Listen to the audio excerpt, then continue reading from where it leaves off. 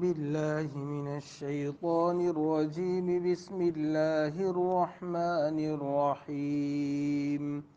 وما أعجلك عن قومك يا موسى؟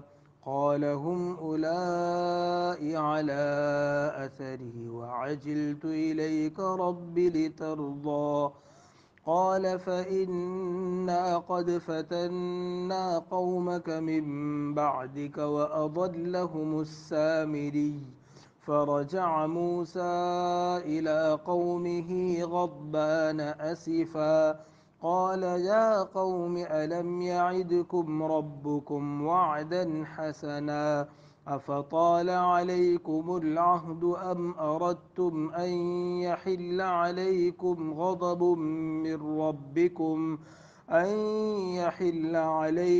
غضب من ربكم فأخلفتم موعدي. قالوا ما أخلفنا موعدك بملكنا ولكننا حملنا أوزارا من زينة القوم فقذفناها فكذلك ألقى السامري. فأخرج لهم عجلا جسدا له خوار فقالوا هذا إلهكم وإله موسى فنسي.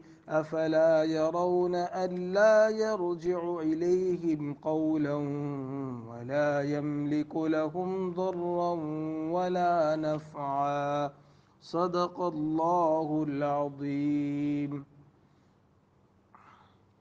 محترم بھائیو، دوستو، بزرگوں، ابھی جو آیات سورہ طٰہٰ کی ہمارے سامنے تلاوت کی گئی، آیت نمبر 83 سے لے کر آیت نمبر 89 تک، ان آیتوں میں اللہ تعالیٰ نے کیا مضمون ارشاد فرمایا ہے، اس مضمون کے سمجھنے سے پہلے اس سے پہلے والی آیات میں، یعنی گزشتہ سبق میں ہمارے یہاں پچھلے درس میں کیا مضمون آیا تھا؟ پچھلے درس میں اللہ تعالیٰ نے جو باتیں بنی اسرائیل یعنی حضرت موسیٰ علیہ السلام کی قوم سے ارشاد فرمائی تھی، اس کا خلاصہ یہ تھا کہ اللہ تعالیٰ نے ان کو فرعون سے نجات دی. فرعون کو اللہ تعالیٰ نے بحر قلزم میں غرقاب کیا، ان کو ڈبویا، اس کو اور اس کی پوری قوم کو. اور حضرت موسیٰ اور ان کے ماننے والے جو بنی اسرائیل کہلاتے ہیں، وہ سمندر سے پار نکل گئے. سمندر سے پار نکلنے کے بعد اللہ تعالیٰ نے ان کو 3 باتیں ارشاد فرمائیں. ایک تو یہ کہ جب وہ سمندر سے پار نکل کر آگے کو جا رہے تھے، راستے میں انہوں نے ایک قوم کو دیکھا جو بت کی پرستش کر رہی تھی. ایک گائے کی سی صورت کا انہوں نے اپنا بچھڑا بنا رکھا تھا، اور اس کے سامنے، اس بت کے سامنے وہ جھکتے تھے، اس کی عبادت کرتے تھے، اس کی پوجا پاٹ کرتے تھے. جب یہ بنی اسرائیل کے لوگوں نے اس طرح اس قوم کو پوجتے ہوئے اور عبادت کرتے ہوئے دیکھا، تو انہوں نے بھی اپنے نبی حضرت موسیٰ علیہ السلام سے درخواست کی کہ جیسے یہ لوگ کسی مادی چیز کو، کسی نظر آنے والی چیز کو پوجتے ہیں، ان کے سامنے سجدہ کرتے ہیں، ان کے سامنے جھکتے ہیں، ایسے ہمارے لیے بھی کوئی ایسا رب بنا دو، کوئی ایسا معبود بنا دو. اس پر حضرت موسیٰ علیہ السلام نے ان کو سمجھایا، بلکہ ان کو ڈانٹا کہ یہ تو شرک والی بات ہو جائے گی، اللہ کی نافرمانی والی بات ہو جائے گی. اور پھر اس موقع سے اللہ تعالیٰ کی طرف سے بنی اسرائیل کے لوگوں سے وعدہ کیا گیا کہ تم اپنے نبی حضرت موسیٰ علیہ السلام کے ساتھ ہمارے پاس کوہ طور پر آؤ. وہی طور پہاڑ جہاں پر حضرت موسیٰ علیہ السلام کو اللہ تعالیٰ نے توریت، حضرت موسیٰ علیہ السلام کو اللہ تعالیٰ عطا فرمانے والے ہیں. اور یہ وہی پہاڑ ہے جہاں سب سے پہلے اللہ تعالیٰ نے حضرت موسیٰ علیہ السلام سے بات چیت کی تھی، اور وہ جہاں پر حضرت موسیٰ علیہ السلام کو نبوت ملی تھی. تو اللہ تعالیٰ نے پہلا حکم پچھلی آیات میں یہ دیا کہ تم سب مل کر ہمارے پاس آؤ، طور پہاڑ پر آؤ، ہم تم کو آئندہ زندگی کیسے گزارنی ہے تو اس کے لیے ہم ایک کتاب دیں گے، اس کتاب کو سامنے رکھ کر تم زندگی گزارو گے. ایسا نہیں ہے کہ کسی قوم کو دیکھا کہ وہ بچڑے کی پرستش کر رہی ہے، وہ گائے کے سامنے ماتھا ٹیک رہی ہے تو تم بھی ٹیکنے لگ جاؤ. کسی قوم کو کوئی اور غلط کام کرتے ہوئے دیکھا تو تم بھی کرنے لگ جاؤ، ایسا نہیں ہے، بلکہ تم کو ہم ایک گائیڈ بک دیں گے، تم کو ایک کتاب دیں گے جس کتاب کو سامنے رکھ کر تمہیں زندگی گزارنی ہے۔ ایک بات تو اللہ تعالیٰ نے پچھلی آیتوں میں یہ ارشاد فرمائی تھی۔ دوسری بات اللہ تعالیٰ نے پچھلی آیتوں میں یہ ارشاد فرمائی کہ تم میں سے جو اللہ تعالیٰ کو ناراض کرے گا وہ ہمیشہ پستی اور گہرائی میں گرے گا، وہ ہمیشہ ذلیل ہوگا، وہ ہمیشہ خوار ہوگا، وہ ہمیشہ لوگوں کے سامنے گرے گا۔ وَمَن يَحْلِلْ عَلَيْهِ غَضَبِي فَقَدْ هَوَىٰ۔ اور تیسری بات اللہ تعالیٰ نے ارشاد یہ فرمائی کہ اللہ کی ناراضگی مول لینے کے بعد اگر کوئی بندہ پچھتاتا ہے تم میں سے اور وہ اللہ کے سامنے سچی پکی توبہ کرتا ہے تو انی لغفار لمن تاب وآمن وعمل صالحا، کہ میں جو توبہ کرنے والے ہیں ان کی توبہ کو قبول کرنے والا ہوں، تو میں ان کی توبہ کو قبول کروں گا۔ یہ تین باتیں اللہ تعالیٰ نے پچھلی آیات میں بیان فرمائی تھی۔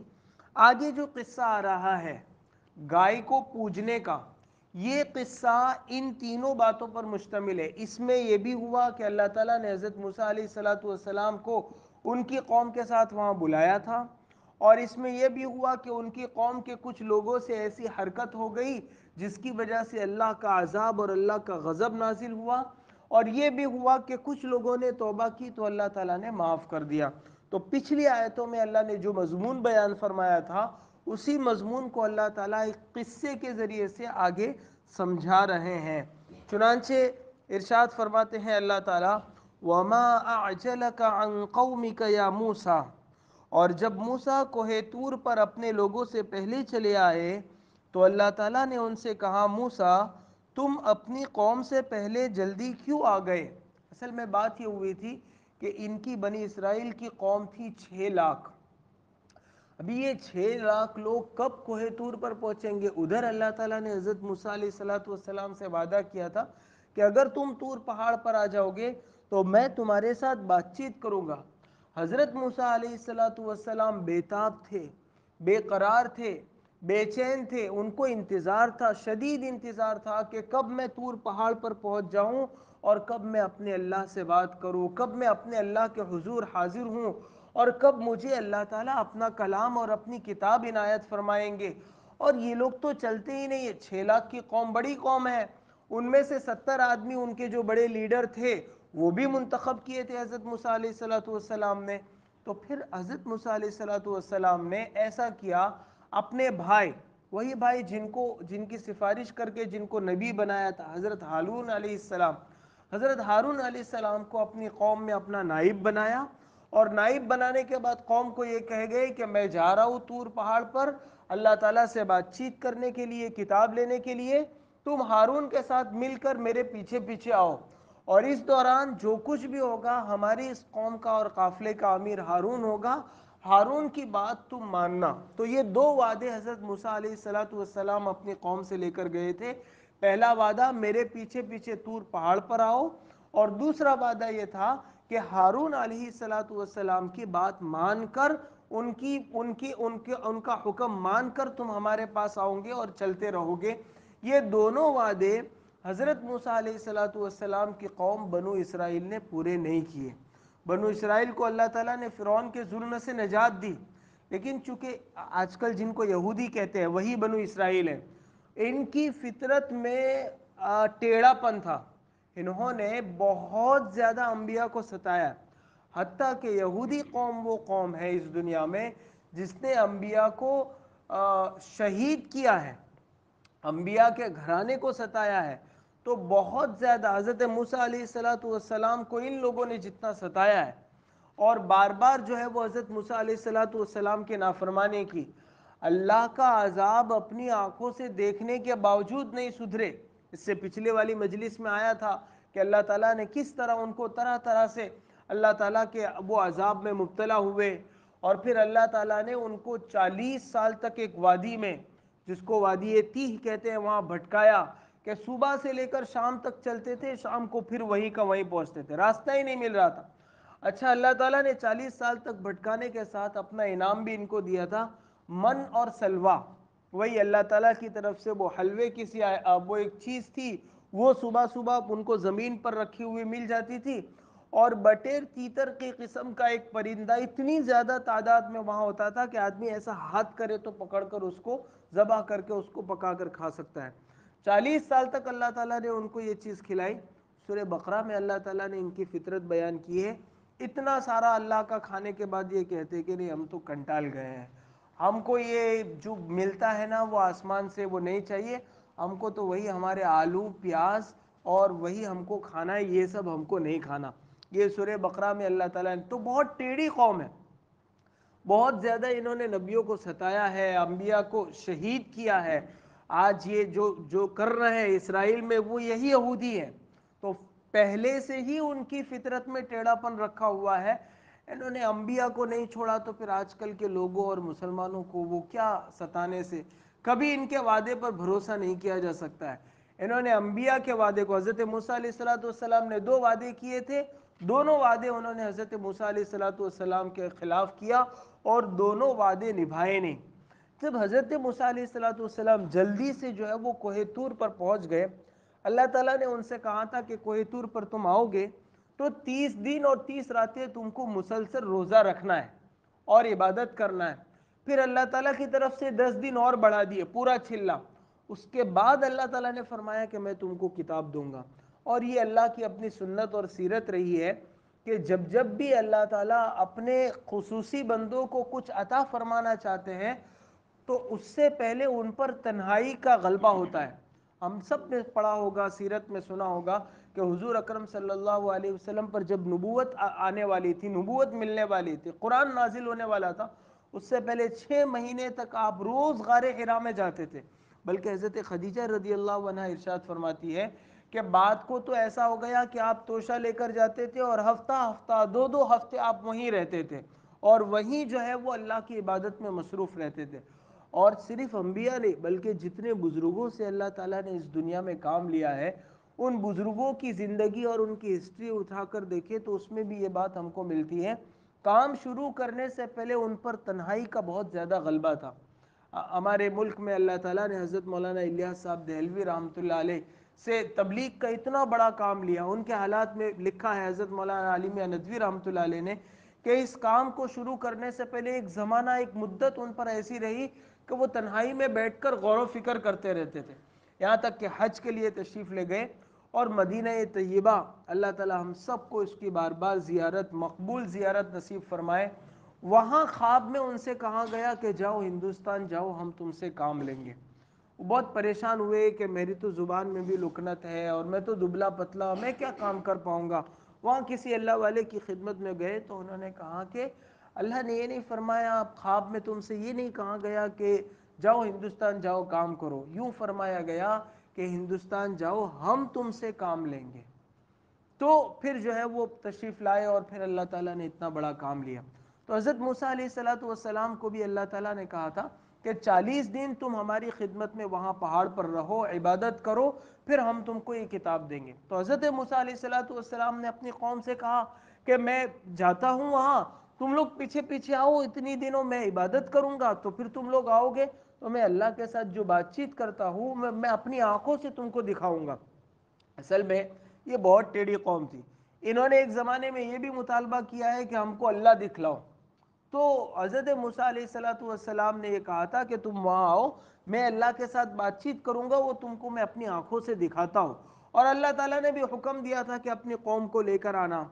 تو جب حضرت موسیٰ علیہ السلام جلدی پہنچ گئے اور وہاں اللہ تبارک و تعالیٰ نے ان سے یہ سوال کیا کہ جلدی کیوں آ گئے، تم کو تو اپنی قوم کو لے کر آنا تھا۔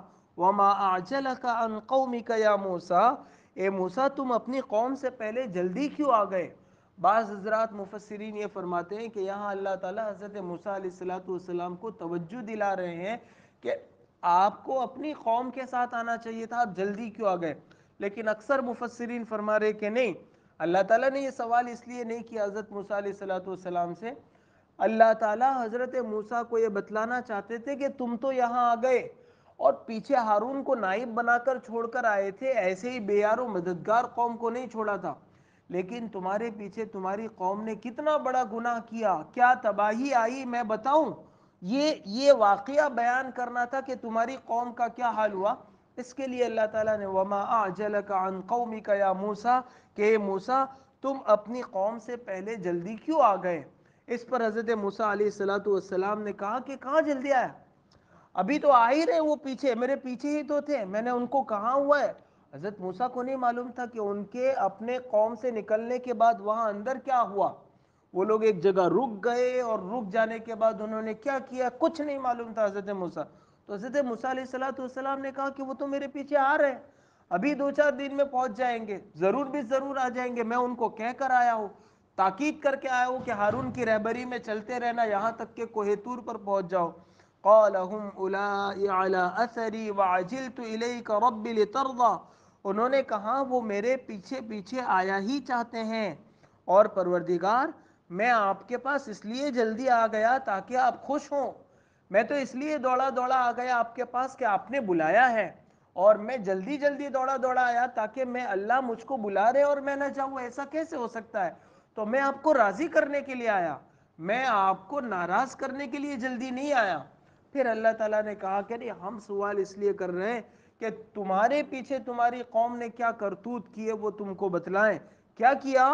فرجع قال فإنا قد فتنا قومك من بعدك وأضلهم السامري, اللہ نے فرمایا پھر تمہارے آنے کے بعد ہم نے تمہاری قوم کو فتنے میں مبتلا کر دیا. فتنہ, فتنہ کہتے ہیں سونا اور چاندی کو آگ میں اس لیے تپانا تاکہ معلوم ہو جائے کہ کتنا خالص سونا ہے اور کتنی کھوٹ ہے. چاندی کو اس لیے آگ میں تپانا تاکہ معلوم ہو جائے کہ کتنی خالص چاندی اور کتنی کھوٹ ہے. اس کے لیے جو ہے وہ اس کو جو تپایا جاتا ہے آگ میں, اس کو عربی زبان میں فتنہ کہتے ہیں. اور اللہ تعالیٰ آدمی کو بھی اسی لیے آزماتے ہیں تاکہ معلوم ہو جائے کہ کون سا بندہ خالص ہے اور کون سا بندہ جو ہے وہ ہمارا زبان پر ہمارے اوپر ایمان لایا ہوا ہے, دل میں حقیقت میں ایمان لایا ہوا نہیں ہے. اسی لیے اللہ تعالیٰ نے قرآن پاک میں ایک موقع سے فرمایا انما اموالکم و اولادکم فتنہ, کہ تمہارا مال بھی اور تمہاری اولاد بھی تمہارے لیے فتنہ ہے. کیا مطلب فتنہ ہے؟ آزمائش کا ذریعہ ہے, امتحان کا ذریعہ ہے. اللہ تعالیٰ مال اور اولاد دے کر یہ امتحان لینا چاہ رہے ہیں کہ یہ کھرا مومن بندہ ہے یا نہیں ہے, یا پھر کھوٹا بندہ ہے ہمارا, خالی خولی ہمارا نام لیتا ہے. ہم نے پیسے 2-4 کیا بڑھا دیے کہ مسجد کا راستہ بھول گیا, ہم نے 4 بچے جوان لمبے تڑنگے کیا دے دیے کہ محلے میں سب پر غرانے لگا, سب کے ساتھ لڑائی کرنے لگا. تو ہم اولاد کے ذریعے سے, اولاد دے کر بھی اللہ تعالیٰ آزماتے ہیں اور کبھی اللہ تعالیٰ لے کر بھی آزماتے ہیں. مال دے کر بھی اللہ تعالیٰ آزماتے ہیں اور کبھی اللہ تعالیٰ لے کر بھی آزماتے ہیں, کہ ہم دیتے ہیں تو یہ اتراتا ہے اور ہم نہیں دیتے ہیں تو یہ شکوے شکایت کرتا ہے, یا پھر یہ کہ ہم دیتے ہیں تو اس کی نمازیں بڑھ جاتی ہے, اس کا شکر بڑھ جاتا ہے, اس کا اللہ کے سامنے جھکنا بڑھ جاتا ہے, اس کا مخلوق کی خدمت کرنا بڑھ جاتا ہے. اور جب ہم لیتے ہیں تو وہ یہ کہتا ہے کہ اللہ میں تجھ سے ہر حال میں راضی, مال تیری امانت تھی, تو نے عطا فرمایا اور تو نے اپنی امانت واپس لے لی, اس پر میں راضی ہوں. صبر کرتا ہے تو صبر اور شکر کے ساتھ زندگی گزارتا ہے. اس کے لیے اللہ تعالیٰ نے مال اور اولاد دیے ہیں. بلکہ اللہ تعالیٰ نے قرآن پاک میں دوسری جگہ یہ فرمایا وَلَنَبْلُوَنَّكُمْ بِشَيْءٍ مِّنَ الْخَوْفِ وَالْجُوعِ وَنَقْصٍ مِّنَ الْأَمْوَالِ وَالْأَنفُسِ وَالثَّمَرَاتِ, کہ اللہ تعالیٰ تم کو آزمائیں گے. کیسے آزمائیں گے؟ کبھی کبھی ایک دم ڈر کا ماحول پیدا ہو جائے گا, ایسا لگے گا کہ لوگ ہم کو مار دیں گے. کبھی ایسا ہوگا کہ تمہیں جان کا ڈر ہوگا, کبھی مال کا ڈر ہوگا, کبھی تم کو ایسا لگے گا کہ جو ہے وہ مال کم ہو گیا, کبھی پھل کھیتیاں نہیں ہوگی. اللہ تعالیٰ ہر طرح سے آزمائیں گے. بلکہ قرآن پاک میں اللہ نے ایک اور موقع سے فرمایا اللہ تعالیٰ تم کو اس طرح بھی آزمائیں گے کہ لوگ تمہارے نبی کو برا بھلا کہیں گے, اس موقع سے تم کیا کرتے ہو اللہ تعالیٰ اس سے بھی تم کو آزمائیں گے. تو اللہ تعالیٰ مختلف طرح سے آزماتے ہیں. اس آزمانے کو کہا جاتا ہے فتنہ. اسی کو اللہ تعالیٰ نے فرمایا اس آیت میں قَالَ فَإِنَّا قَدْ فَتَنَّا قَوْمَكَ مِن بَعْدِكَ, اللہ نے فرمایا پھر تمہارے آنے کے بعد ہم نے تمہاری قوم کو فتنے میں مبتلا کر دیا. وَأَضَلَّهُمُ السَّامِرِيَّ, اور سامری نے انہیں گمراہ کر ڈالا. اب یہ سامری کون ہے؟ ایک آدمی تھا سامری, اس کا نام سامری نہیں تھا. اس کا بھی بڑا عجیب قصہ ہے.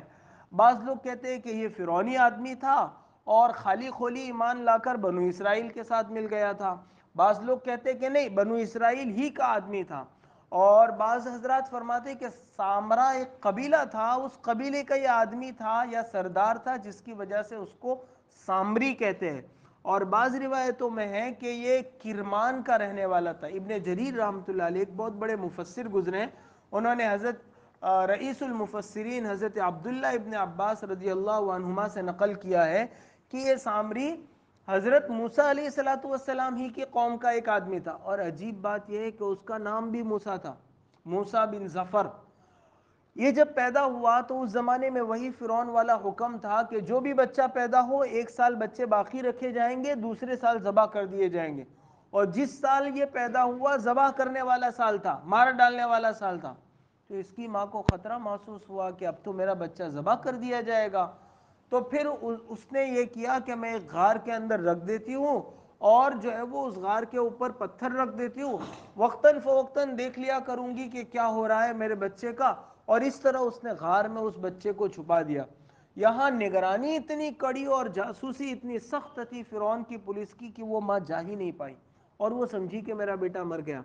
وہاں سے اللہ تعالیٰ کی طرف سے انتظام ہوا، روز حضرت جبرائیل علیہ السلام، حضرت ابن عباس رضی اللہ عنہما کی روایت میں، روز حضرت جبرائیل 3 انگلی اس کو چٹاتے تھے، ایک انگلی پر شہد لگا ہوا ہوتا تھا، دوسری پر جو ہے وہ مکھن لگا ہوا ہوتا تھا، اور تیسری پر دودھ، اور اس طرح حضرت جبرائیل علیہ السلام خود اللہ کے حکم سے اس کی پرورش کرتے رہے، یہاں تک کہ وہ بڑا آدمی ہو کر اس غار سے باہر نکلا۔ اور پھر اس نے کیا کیا، حضرت موسیٰ علیہ السلام کی پوری قوم کو شرک اور کفر میں مبتلا کر دیا، گمراہ کر دیا۔ اس پر ایک شاعر نے کہا کہ 2 موسیٰ تھے، عربی شاعر ہے کہ 2 موسیٰ تھے، ایک وہ موسیٰ تھے جو فرعون کے محل میں پرورش پائے اور اپنی قوم کو سیدھا راستہ دکھایا، اور ایک یہ وہ موسیٰ ہے جو جبرائیل کے ہاتھوں پرورش پائے لیکن اپنی قوم کو گمراہ کیا۔ اس لیے بہت ڈرتے رہنا چاہیے کہ آدمی کو اللہ تعالیٰ کب کس آزمائش میں مبتلا کر دے۔ فرعون کے ہاتھ میں پلنے والا تو نبی بن گیا، اور جبرائیل کے ہاتھ سے پرورش کر پانے والا پوری خود بھی کافر ہوا اور قوم کے ایک بڑے حصے کو مشرک بنا دیا۔ یہ اللہ تعالیٰ کے اپنے فضل اور اپنے عدل کے کرشمے ہیں۔ اس لیے دعاؤں میں ہمیشہ ہمارے بزرگان کہتے ہیں کہ ایک بات ضرور مانگنا چاہیے کہ اللہ تعالیٰ کہ اللہ تو ہم پر اپنا فضل فرما۔ اللہ کے فضل کے بغیر کوئی آدمی اس دنیا اور آخرت میں کامیاب نہیں ہو سکتا۔ حضور اکرم صلی اللہ علیہ وسلم نے فرمایا کہ کوئی اللہ کے فضل کے بغیر جنت میں نہیں جائے گا، کوئی اپنے عمل کی وجہ سے جنت میں نہیں جائے گا۔ حضرت عائشہ رضی اللہ عنہا وہاں تشریف فرماتی، حضرت عائشہ نے پوچھا کہ اللہ کے رسول، ٹھیک ہم لوگ تو چونکہ کمزور بندے ہیں تو ہم تو اللہ کے فضل سے جائیں گے، اب تو نبی ہے، سید الاولین والآخرین ہیں، اور آپ تو چنا ہے، آپ تو اتنے بڑے، کیا آپ بھی اپنے عمل سے جنت میں نہیں جائیں گے؟ حضور اکرم صلی اللہ علیہ وسلم نے فرمایا کہ ہاں میں بھی اپنے عمل سے نہیں بلکہ اللہ کے فضل سے جاؤں گا۔ اس لیے فرض نمازوں کے بعد ضرور یہ دعا مانگا کرے کہ اللہ ہم کو اپنا فضل عطا فرما۔ جب تک اللہ تعالیٰ کا فضل ہے آدمی کی زندگی صحیح سالم رہتی ہے، جو ہی اللہ کا فضل ہٹا، اچھا خاصا آدمی تھا، وہ سوچتا بھی ہے کہ پہلے تو میں گشت میں بھی آتا تھا، ملاقاتیں بھی کرتا تھا، جماعت میں بھی جاتا تھا، نمازیں بھی پڑھتا تھا، بزرگوں کی خدمت میں بھی جاتا تھا، یہ اچانک کیا ہو گیا؟ کچھ نہیں ہوا، اللہ کا فضل ہم پر سے ہٹ گیا۔ اس لیے ہمیشہ دعاؤں میں اللہ کا فضل مانگتے رہنا چاہیے۔ تو یہ سامری حضرت موسیٰ علیہ السلام کی قوم کا ایک آدمی تھا جس کی جبرائیل علیہ السلام نے پرورش کی۔ کیا کیا تھا اس سامری نے؟ کیسے گمراہ کیا؟ اس سامری نے حضرت موسیٰ علیہ السلام کی قوم کے سامنے ایک بچڑا بنایا، آگے اس کا پورا قصہ آ رہا ہے، اور پوری قوم کو یہ کہا کہ دیکھو موسیٰ جو وعدہ کر کے گئے تھے نا کہ میں تم کو اپنے رب سے ملاتا ہوں اور بات چیت کرتے ہیں اور وہاں سے کتاب ملے، وہ کوئی اور نہیں ہے، وہ یہی بچڑا ہے، یہ گائے کسی شکل کی مورت سی بنائی ہے تمہارے سامنے، وہ یہی ہے، اس کی تم پوجا کرو۔ اور سب کے سب ایک اللہ کو چھوڑ کر اس کے سامنے جھک گئے، اور پوری قوم میں سے بہت بڑے حصے نے شرک کیا۔ تو یہ سامری نے ان کو گمراہ کیا تھا۔ یہ ساری باتیں اللہ تعالیٰ نے حضرت موسیٰ علیہ السلام کو توریت تو دی ساتھ میں، اور 40 دن کے بعد، اور یہ ساری بتائی کہ باتیں کہ تمہارے پیچھے تمہاری قوم کے ساتھ یہ ہوا۔ حضرت موسیٰ علیہ السلام کو بڑا غصہ آیا اور بہت افسوس بھی ہوا کہ اتنا ان کو سمجھایا تھا، اتنا سمجھایا تھا کہ میرے پیچھے آنا، ہارون کی بات ماننا، اور ہارون کیا کر رہا ہے؟ ہارون نے کیوں نہیں قوم کو روکا؟ یہ ساری باتیں حضرت موسیٰ علیہ السلام کے دل و دماغ میں چل رہی تھی، اور ان کے دل میں ایک خیال تھا کہ 40 دن میں اس قوم کا یہ حال ہو گیا، اب میرے جانے کے بعد تو مدت ہو جائے گی، تو پھر یہ کیا کریں گے؟ 40 دن میں یہ لوگ گمراہ ہو گئے۔ تو بڑا اور ابھی ابھی تو فرعون کو اپنی آنکھوں سے سمندر میں ڈوبتا ہوا، اللہ کے غضب میں ڈوبتا ہوا دیکھے، پھر بھی نہیں سدھرتے ہیں۔ پھر 40 سال جو ہے وہ صحرا میں، جنگل میں بھٹکتے رہے، اللہ نے فضل فرمایا اور راستہ ملا، پھر بھی نہیں۔ تو حضرت موسیٰ علیہ السلام کو بڑا تیز تھا، بڑا غصہ تھا۔ چنانچہ جیسے ہی یہ باتیں اللہ تعالیٰ نے ارشاد فرمائی، حضرت موسیٰ علیہ السلام توریت لے کر نیچے اترے، سیدھا اپنی قوم کے پاس گئے۔ فرجع موسیٰ الی قومہ غضبان اسفا، چنانچہ موسیٰ غم و غصے میں بھرے ہوئے اپنی قوم کے پاس واپس لوٹے۔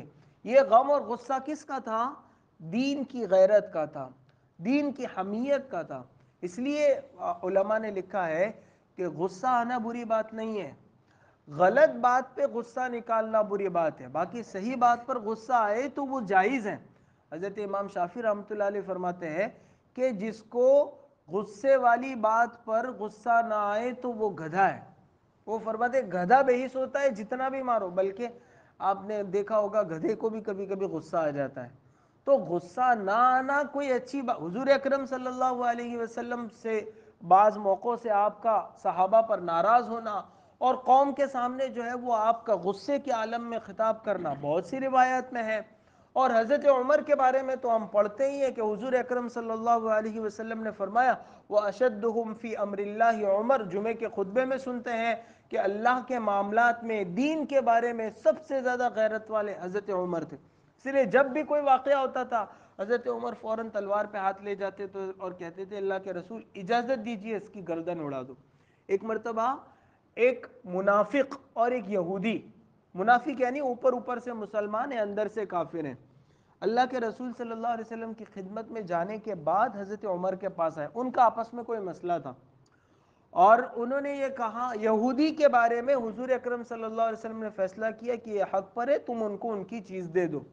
وہ منافق نے کہا کہ چلو ہم عمر کے پاس جاتے ہیں۔ یہ لوگ حضرت عمر کے پاس آئے اور پورا قصہ سنایا۔ اچھا، یہودی نے ساتھ میں یہ بھی بتا دیا کہ ہم آپ کے نبی کے پاس جا کر آئے ہیں اور حضور صلی اللہ علیہ وسلم نے میرے حق میں فیصلہ کیا ہے۔ تو حضرت عمر نے کہا اچھا ایسی بات ہے، رکو میں فیصلہ کرتا ہوں۔ اندر گئے، تلوار لے کے آئے، اس منافق کی گردن کاٹ دی۔ کہا حضور کے فیصلے کے بعد بھی یہ کسی فیصلے پر راضی نہیں ہے تو عمر کے پاس اس کے سوا اور کوئی فیصلہ نہیں ہے۔ تو بڑے دین کے سلسلے میں باغیرت اور حمیت والے تھے، وہی غیرت اور حمیت ہمیں بھی پیدا کرنا چاہیے۔ فرجع موسیٰ الی قومہ غضبان اسفا، چنانچہ موسیٰ غم و غصے میں بھرے ہوئے اپنی قوم کے پاس واپس لوٹے۔ آدمی کے محلے میں وہاں گاڑی رکھی ہوئی ہو اور کوئی بائک والا نہیں، چھوٹا بچہ بھی اگر وہاں سے اسکریچ کرتے ہوئے گزر جائے تو دن بھر آدمی تپا ہوا رہتا ہے، لوگ اس کے پاس نہیں، بھائی آج تو اس کی گاڑی کو نقصان ہوا ہے، آج تو اس کا موبائل گر گیا ہے، آج تو گھر میں جو ہے وہ ہلکا سا ایک کانچ کا گلاس ٹوٹ گیا ہے، تو بچے بھی ڈرے سامے رہتے ہیں کہ ابا آج غصے میں ہے، امی آج غصے میں، آج نقصان ہو گیا۔ اور روز کی روز فجر کی نماز جاتی ہے، باپ کو غیرت نہیں آتی، روز کے روز گھر میں سنتوں کے جنازے نکلتے ہیں، باپ کو کبھی غصہ نہیں آتا۔ حالانکہ غصہ کرنے کی چیزیں، غم کرنے کی چیزیں، غیرت کھانے کی چیز تو یہ ہے، رشتہ دار نے کبھی دعوت کے لیے نہیں بلایا، آدمی زندگی بھر اس کو بھولتا نہیں ہے کہ مجھ کو نہیں بلایا تھا، اور اللہ تعالیٰ کی طرف سے روز مؤذن 5 وقت اذان دے کر بلاتا ہے، وہ کبھی غیرت نہیں آتی ہے کہ میں اللہ کی پکار پر نہیں گیا، اللہ تعالیٰ نے مجھ کو بلایا تھا اور میں نے اپنے رشتہ دار کو دعوت دی تھی وہ نہیں آیا، تو اس پر مدتوں جو ہے وہ غیرت کھاتا رہتا ہے۔ تو بھائیو غیرت کھانے کی چیز دین ہے، دین میں جس نے غیرت کھائی دین کے لیے، اسی لیے حضور اکرم صلی اللہ علیہ وسلم کی تعلیمات میں ملتا ہے کہ محبت کرنا بھی اللہ کے لیے ہو اور دشمنی کرنا بھی اللہ کے لیے ہو۔ فرجع موسیٰ الی قومہ غضبان اسفا، چنانچہ موسیٰ غم و غصے میں بھرے ہوئے اپنی قوم کے پاس واپس لوٹے اور کہنے لگے یا قوم الم یعدکم ربکم وعدا حسنا، میری قوم کے لوگوں، کیا تمہارے پروردگار نے تم سے ایک اچھا وعدہ نہیں کیا تھا؟ یعنی تمہارے پروردگار نے تم سے وعدہ کیا تھا کہ تم کو طور پر آؤ تو ہم تم کو تورات دیں گے، یہ کیا کر بیٹھے؟ یہ کیسے تم بت کے سامنے جھک گئے؟ یہ کس طرح تم نے بچڑے کو ایک گائے کو اپنا معبود بنا لیا؟ گائے کے بچے کو بچڑا کہتے ہیں، ایک گائے کے بچے کو تم نے اپنا معبود بنا لیا۔ افطال علیکم العہد ام اردتم ان یحل علیکم غضب من ربکم، تو کیا تم پر کوئی بہت لمبی مدت گزر گئی تھی؟ یعنی ایسا نہیں ہے کہ اللہ نے کوئی گائیڈ لائن دینے کا وعدہ نہیں کیا تھا، اللہ کی طرف سے گائیڈ لائن لینے کا وعدہ تھا۔ اور یہ بھی نہیں ہے کہ وعدے کے بعد بہت دن گزر گئے ہو، 40 دن تو ہوئے ابھی، کوئی لمبی مدت اور لمبا، اس سے معلوم ہوا کہ 40 دن لمبا زمانہ نہیں ہے، اس لیے جماعت میں جانا چاہیے چلا، اور 40 دن کو بہت لمبا زمانہ نہیں سمجھنا چاہیے۔ آدمی اپنی زندگی کا پورا حساب لگائیں تو اس میں سے 40 دن کتنے دن بیٹھتے ہیں اپنی زندگی کا، وہ اس کو سامنے آ جائے گا۔ سچی بات یہ ہے کہ جو اللہ کے راستے میں لگائے گا اتنا کم ہے، اور جتنا آدمی لگائے گا اتنا کم ہے۔ جو لگائے گا کل کو جب یہ آنکھ بند ہو جائے گی تب اس کو وہ کام آئے گا۔ باقی زندگی کا کیا ہے؟ زندگی ایک پگھلتا ہوا برف ہے، اس برف کو استعمال کرے گا آدمی تو بھی نفع ہوگا، اور استعمال نہیں کرے گا تو بھی وہ برف تو اپنی جگہ پگھلتا جائے گا، وہ رکنے والا نہیں ہے۔ تو زندگی ہماری گھڑی کے کانٹے کی طرح ہے، وہ رکتی نہیں ہے، وہ چلتی رہتی ہے۔ جس نے زندگی سے نفع کمایا، نفع اٹھایا، وہ کامیاب ہوگا دنیا میں بھی اور آخرت میں بھی۔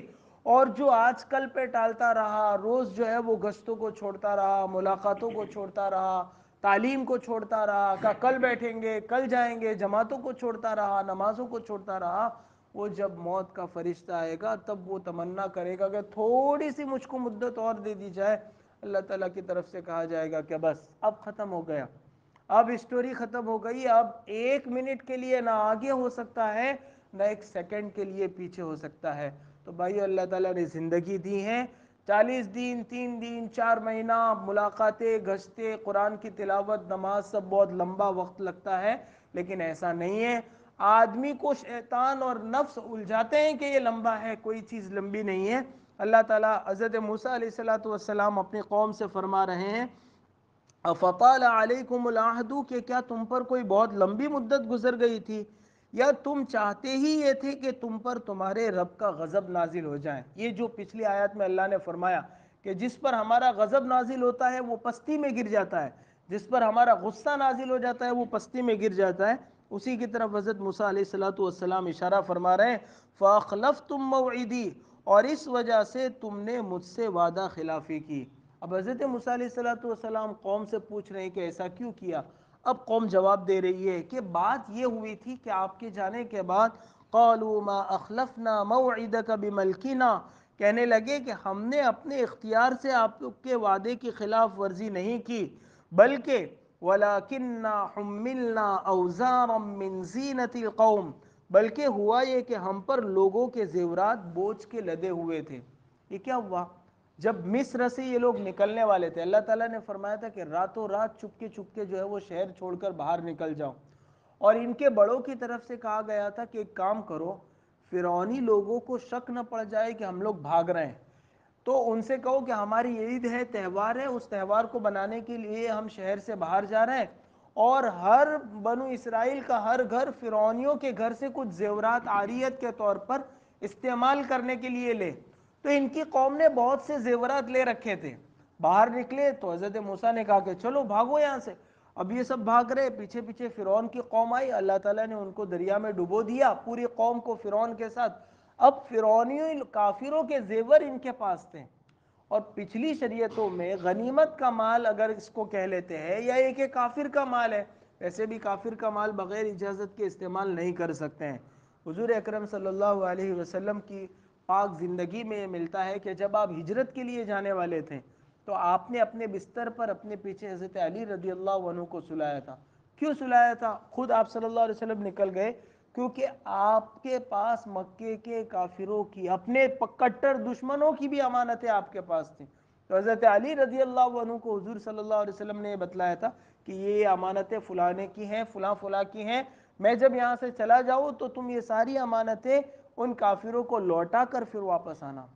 کیسے امانت دار اللہ کے نبی تھے کہ دشمن ان کی گردن اڑانے کی فکر میں ہے اور حضور اکرم صلی اللہ علیہ وسلم کو یہ فکر ہے کہ کیسے میں ان کی امانت ان تک پہنچاؤں. اور آج کیا ہوتا ہے؟ آج اسی نبی کا ماننے والا جہاں موقع ملتا ہے وہاں خیانت کرتا ہے. اس کو لگتا ہے کہ خیانت سے 1 روپیہ بھی ملے گا تو اس کے لیے بھی وہ خیانت کرے گا. حالانکہ حضور صلی اللہ علیہ وسلم نے فرمایا کہ اس شخص کا ایمان کامل نہیں ہے جس میں خیانت ہو. اللہ تعالیٰ ہماری حفاظت فرمائے. تو یہ جو زیورات لیے تھے فرعونیوں کی قوم کے، اس پہ بات چیت ہوئی. حضرت ہارون نے کہا کہ یہ زیورات تو ہمارے لیے درست نہیں ہے، یہ تو فرعونیوں کے ہیں. تو ایک کام کرو، ایک گھڑا بنایا اور اس گھڑے میں کہا کہ یہ سب ڈال دو، ہم آگ جلا کے پورا سونا جمع کر دیتے ہیں. حضرت موسیٰ علیہ السلام کے پاس جا ہی رہے ہیں تو اس وقت ان سے پوچھ لیں گے کہ اس کا کیا کرنا ہے. چنانچہ سب لوگ اس گھڑے میں اپنے اپنے زیور ڈالنے لگے. سامری بھی آیا اور سامری نے آ کر حضرت ہارون کو نہیں معلوم تھا کہ یہ منافق ہے، یہ خالی خولی ایمان لایا ہے، اور اس نے اپنی مٹھی میں کچھ رکھا تھا. کہا میں بھی ڈال دوں؟ حضرت ہارون علیہ السلام نے کہا کہ ڈال دو. کہا میں ڈالتا ہوں، آپ میرے لیے، آپ اللہ کے نبی، آپ دعا کریں کہ میرا جو مقصد ہے وہ پورا ہو جاوے. حضرت ہارون علیہ السلام کو معلوم نہیں تھا، انہوں نے دعا کر دی، دعا قبول ہو گئی. اس کے ہاتھ میں سونا نہیں تھا، اس کے ہاتھ میں مٹی تھی. اور وہ مٹی کون سی تھی؟ جب یہ لشکر چل رہا تھا تو آگے آگے حضرت جبرائیل علیہ السلام چل رہے تھے. وہ فرعونی پیچھے بھاگ رہے تھے تو سب سے آگے حضرت جبرائیل علیہ السلام کا گھوڑا تھا اور یہ سامری کو نظر آ رہا تھا. تو حضرت جبرائیل علیہ السلام کے گھوڑے کے جہاں جہاں قدم پڑتے تھے وہاں وہ دیکھ رہا تھا کہ فوراً گھاس اگ جاتی ہے. تو اس کو لگا کہ حضرت جبرائیل علیہ السلام کے گھوڑے کے قدموں میں بہت برکت ہے، جہاں جہاں وہاں قدم پڑ رہا ہے فوراً وہاں گھاس اگاتی ہے.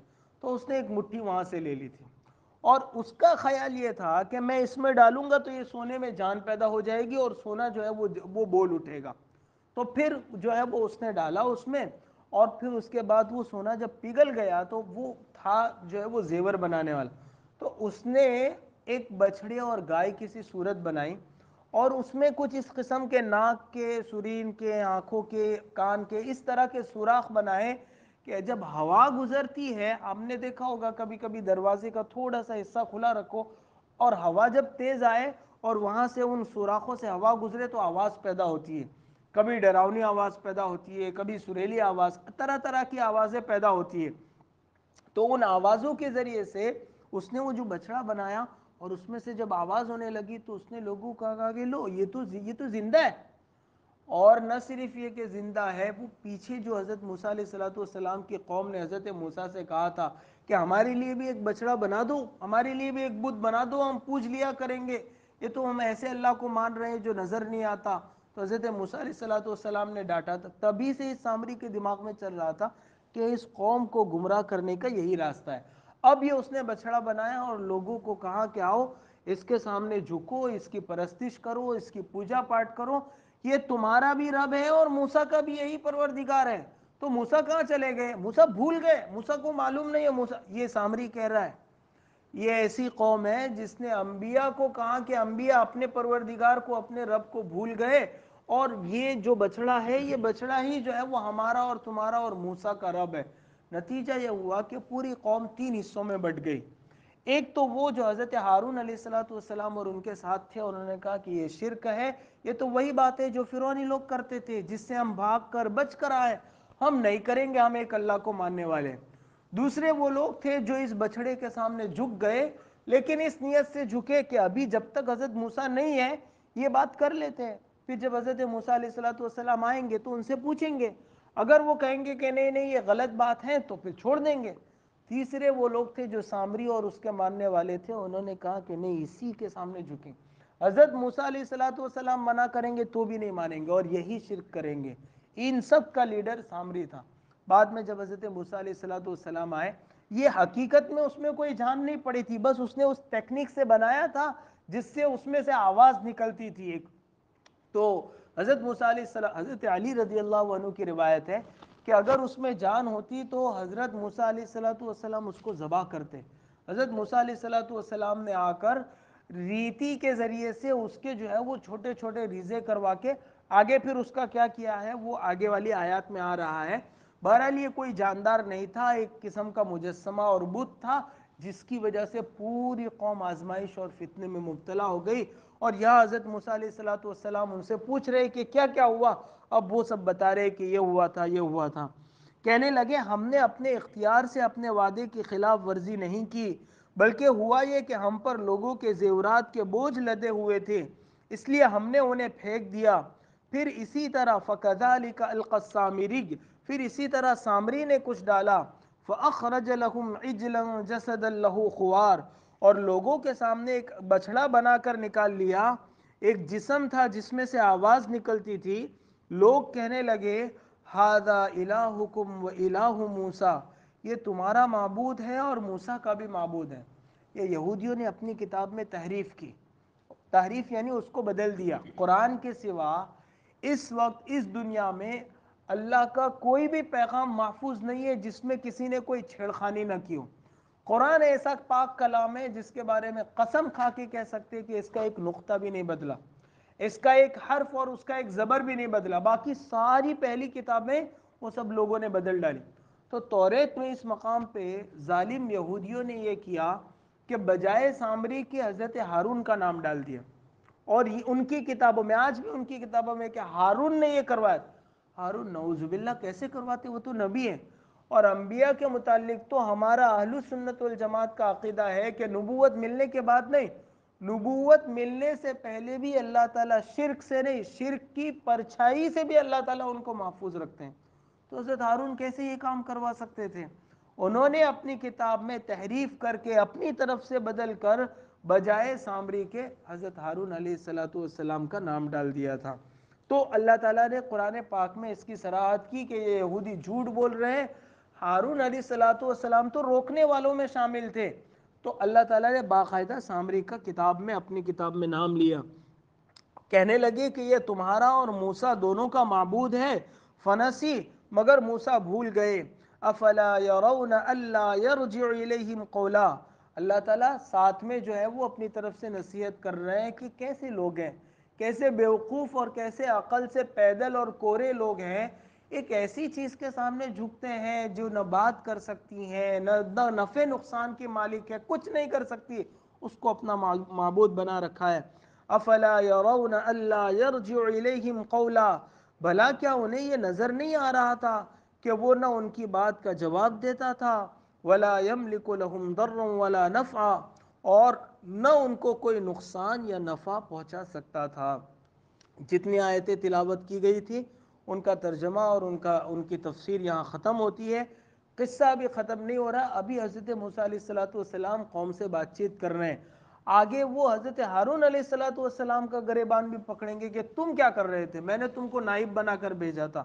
تو حضرت موسیٰ علیہ السلام کے ساتھ بھی آگے حضرت ہارون کا واقعہ ہے، اور سامری کا حضرت ہارون علیہ السلام حضرت موسیٰ علیہ السلام نے کیا کیا، اس کو مارا یا کیا سزا ہوئی، وہ سارا تذکرہ انشاءاللہ اگلی آیات میں آوے گا۔ اللہ تعالی ہم سب کو عمل کرنے کی توفیق عطا فرمائے۔ سبحانک اللہم وبحمدک وتبارک اسمک وتعالی جدک ولا الہ غیرک، یا رب صلی وسلم وبارک وانعم علی سیدنا ومولانا محمد وعلی آل سیدنا ومولانا محمد۔ ربنا ظلمنا انفسنا وان لم تغفر لنا وترحمنا لنكونن من الخاسرین۔ ربنا آتنا في الدنيا حسنة وفي الآخرة حسنة وقنا عذاب النار۔ رب اجعلني مقيم الصلاة ومن ذريتي ربنا وتقبل دعاء۔ ربنا اغفر لي ولوالدي وللمؤمنين يوم يقوم الحساب۔ اللهم إنا نجعلك في نحورهم ونعوذ بك من شرورهم۔ اللہ ہم سب کے گناہوں کو معاف فرما، اللہ ہماری خطاؤں سے درگزر فرما، اللہ ہماری سیئات کو حسنات سے مبدل فرما، اے اللہ ہم سب کو نماز کا عشق عطا فرما، اللہ ہمیں اور ہماری نسلوں کو نماز کا قائم کرنے والا بنا، اللہ ہمیں اور ہماری نسلوں کو نماز کا قائم کرنے والا بنا۔ اے اللہ نبی اکرم صلی اللہ علیہ وسلم کی سنت اور شریعت کو جان جان کر اپنی زندگی کے ہر شعبے میں جاری کرنے اور اپنانے کی توفیق اور سعادت عطا فرما۔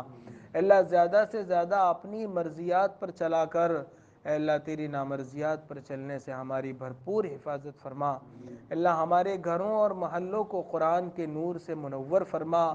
اللہ ہمارے دلوں کو قرآن کے نور سے منور فرما۔ اے اللہ ہمارے گھروں کو قرآن کی تلاوت سے آباد فرما۔ اللہ ہم سب کو اپنا مطیع اور فرما بردار بندہ بنا۔ اے اللہ ہمارے فلسطینی بھائیوں کی مدد فرما۔ اللہ ان کی نصرت فرما۔ اللہ دشمنوں کے حوصلوں کو اللہ پست فرما۔ اے اللہ ساری دنیا نے ان کو کاٹا ہوا ہے، اے اللہ آپ کے سوا ان کا کوئی مددگار نہیں ہے۔ اے اللہ بے شک آپ ہی سب کے مددگار ہیں، اے اللہ آپ ہی بے سہاروں کے سہارے ہیں۔ اے اللہ ان سب کی بھرپور مدد فرما۔ اللہ دشمنوں کو نیست اور نابود فرما۔ اللہ ان کے حوصلوں کو کمزور فرما۔ اللہ اپنی تائید غیبی اور نصرت غیبی ان کے قدم قدم پر شامل حال فرما۔ اے اللہ جو شہید ہو گئے ہیں اللہ ان کی شہادت کو قبول فرما۔ اللہ پسماندگان کو صبر جمیل عطا فرما۔ اے اللہ جو مسلمان جہاں کہیں جس پریشانی اور مصیبت کا شکار ہے اللہ اس پریشانی اور مصیبت سے نجات عطا فرما۔ اے اللہ ہمیں دین کے لیے غیرت اور حمیت عطا فرما۔ اے اللہ ہمیں دین کے لیے جینا اور مرنا سکھا دے۔ اے اللہ نبی اکرم صلی اللہ علیہ وسلم نے خیر کی لائن سے جتنی دعائیں مانگی اور بتلائی ہمیں اور پوری امت کو عطا فرما۔ جن شرور سے پناہ چاہی ان سے ہماری اور پوری امت کی حفاظت فرما۔ یہاں موجود تیرے تمام بندوں کی جائز اور نیک مرادیں پوری فرما۔ ہمارے یہاں مل بیٹھنے کو قبول فرما۔ بستی کی رونق اور بستی کی دینی رونق کا ذریعہ بنا۔ اللہ آخرت میں ہمارے حق میں اس مجلس کو ہمارے لیے نجات اور مغفرت کا ذریعہ بنا۔ محض اپنے فضل اور کرم سے اور نبی پاک صلی اللہ علیہ وسلم کے صدقہ طفیل ہماری دعاؤں کو قبول فرما۔ ربنا تقبل منا انک انت السمیع العلیم وتب علینا انک انت التواب الرحیم وصلی اللہ تعالی علی خیر خلقہ سیدنا و مولانا محمد وآلہ واصحابہ اجمعین برحمتک یا ارحم الراحمین۔